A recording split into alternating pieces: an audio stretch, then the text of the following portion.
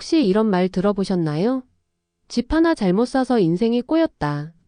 서울 아파트는 꿈도 못 꾸던 평범한 직장인 김현우 씨. 그가 삼성 들어온다, GTX 뚫린다는 말만 믿고 평택 아파트를 산지 4년이 지났습니다. 그리고 지금 그 집의 시세는 무너졌고 김 씨는 매달 수십만 원씩 이자를 내며 집을 팔려고 발버둥치는 상황이 됐습니다. 오늘은 단순히 시세가 떨어졌다는 이야기가 아닙니다. 그 안에서 어떤 일이 벌어졌는지, 왜 그럴 수밖에 없었는지, 그리고 지금 이 도시에서 어떤 기회 또는 위기를 봐야 할지 함께 깊이 들여다보겠습니다. 이야기가 궁금하시다면 구독과 좋아요 클릭하고 넘어가실게요. 시간을 조금 거슬러 올라가 볼게요. 2020년, 2021년 평택 부동산 시장은 뜨거웠습니다. 삼성전자 평택 캠퍼스 증설, 미군기지 이전 완료, GTX 확정, 그리고 브레인시티 개발까지. 평택이 제2의 판교가 된다는 기대감이 온 도시를 뒤덮었죠. 특히 고덕 신도시와 화양지구는 주말이면 발 디딜 틈 없이 사람이 몰렸고 분양권 프리미엄이 수천만 원씩 붙는 건 일상이었습니다. 지금 안 사면 진짜 벼락거지 된다는 말이 뉴스에도, 유튜브에도, 회사 동료들 사이에도 퍼졌습니다.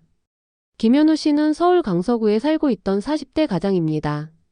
맞벌이 아내와 아이 둘. 전세 계약은 1년 남짓 남아 있었고 주변 친구들은 하나둘 영끌로 집을 사고 있었죠. 그는 점점 불안해졌습니다. 지금 안 사면 평생 못 사는 거 아닐까?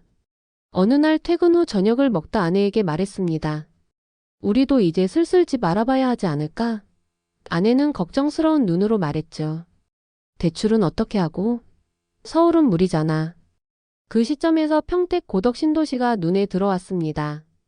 삼성 미군기지 GTX 대규모 개발, 게다가 유튜브 영상에서는 갭 투자만 해도 3년 안에 2억은 번다는 식의 이야기가 쏟아졌습니다.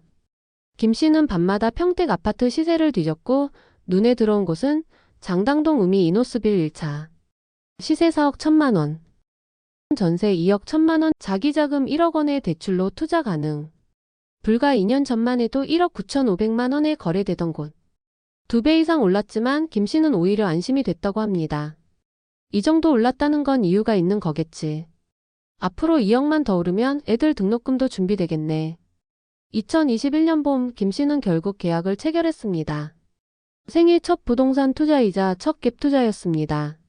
처음엔 자부심도 있었죠.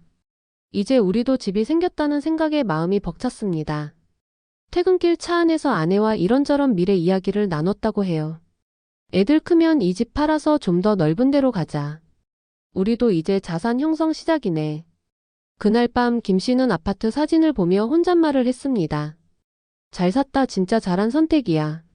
하지만 그의 기대는 오래가지 않았습니다. 2021년 말 부동산 시장에 이상한 기류가 흐르기 시작했습니다. 2022년 한국은행은 기준금리를 0.75%에서 무려 3.5%까지 7번이나 올립니다. 이자 몇만 원 오르는 수준이 아니었어요. 대출이자만 매달 60에서 70만 원씩 더 나가는 상황. 중도금 대출 이자가 부담이 되기 시작했고 김 씨는 점점 숨이 막히는 느낌을 받기 시작했습니다. 게다가 평택에는 건설사들이 줄줄이 몰려왔습니다.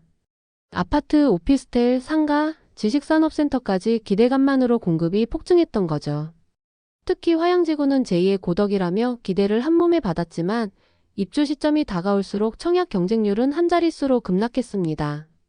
그때 김 씨가 들은 소식. 이노스빌 1차 매물에 마이너스 3천만 원 붙었대. 설마 일시적인 조정이겠지. 그는 그렇게 믿고 싶었습니다. 하지만 부동산 중개업소는 전화를 받지 않았고 커뮤니티에는 입주 포기, 마피 매물이 넘쳐났죠. 김 씨는 중개사를 찾아가 물었습니다. 혹시 제 물건도 내놓으면 반응 있나요? 중개사는 고개를 저었습니다. 지금은 매수 문의 거의 없어요. 한두 건 오긴 하는데 다 급매 찾는 분들이에요. 그제야 김 씨는 느낍니다. 사람은 없는데 건물만 가득했다. 2025년 8월 김 씨가 4억 1천만 원에 매수했던 이노스빌 1차는 2억 3천5백만 원의 급매로 거래됩니다. 불과 4년 만에 1억 7천5백만 원이 증발한 겁니다. 하지만 진짜 무서운 건 시세 하락보다 현금이 빠져나가는 구조였어요. 월 이자 60만 원에서 70만 원 보유세와 취득세. 중개 수수료 전세가 하락 리스크에 대한 불안. 전세가율은 89.4%였지만 전세 맞춰줄 사람도 없다는 말에 공포는 더 커졌습니다. 그는 집을 내놓았지만 3개월째 전화 한 통 없어요. 라는 중개사의 말만 들려왔죠. 결국 매매가를 3천, 5천씩 낮추는 역프리미엄 거래까지 감수합니다. 그리고 마침내 2억 3,500만 원. 그게 김씨가 손에 쥔 마지막 숫자였습니다. 김현우 씨 같은 사례, 지금의 평택에선 결코 특별하지 않습니다. 오히려 평균적인 이야기에 가깝죠. KB부동산 자료에 따르면 최근 2년간 평택 아파트 평균 하락률은 약 15%, 일부 신축 단지는 고점 대비 30에서 40% 하락. 특히 고덕신도시, 장당동, 화양지구는 미분양 급매물 마피 매물 3종 세트가 일상이 됐습니다. 새 아파트는 입주 포기자가 나오고 분양권은 분양가보다 수천만 원 싸게 거래됩니다. 거래 절벽, 가격 하락, 수요 실종. 이게 지금 평택 부동산의 현실입니다. 많은 이들이 말했죠. 삼성 옆이니까 무조건 오른다. GTX 들어오면 서울까지 20분이면 간다. 하지만 그건 어디까지나 계획이었고 실제 수요는 없었습니다. 공급은 앞다퉈 쏟아졌지만 사줄 사람, 들어올 사람은 그만큼 오지 않았죠. 건설사들은 앞단지 성공을 믿고 분양가를 더 올렸고 결국 수요는 급감, 매력은 사라졌습니다. 호재 실수요라는 착각. 그게 평택을 지금의 상황으로 몰고 온 겁니다. 그렇다면 평택은 이제 끝일까요? 꼭 그렇진 않습니다.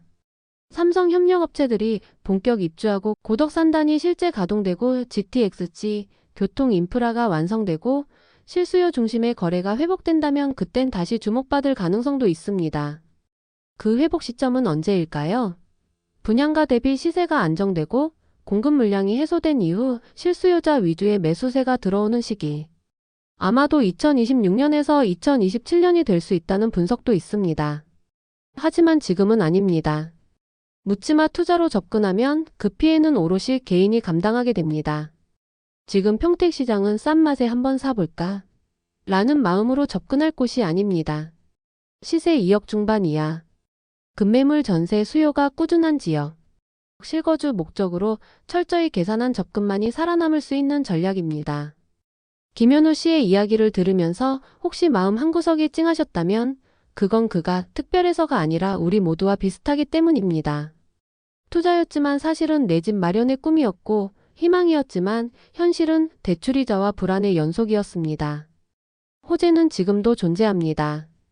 삼성, GTX, 고덕 다 그대로 있어요.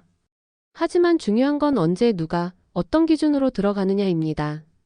언젠간 오를 수도 있겠지라는 생각, 그때까지 버틸 여유가 없다면 그 상승은 나와 상관없는 일이 될 수도 있어요. 철저하게 준비된 사람만 생존 전략으로 접근해야 하는 시장.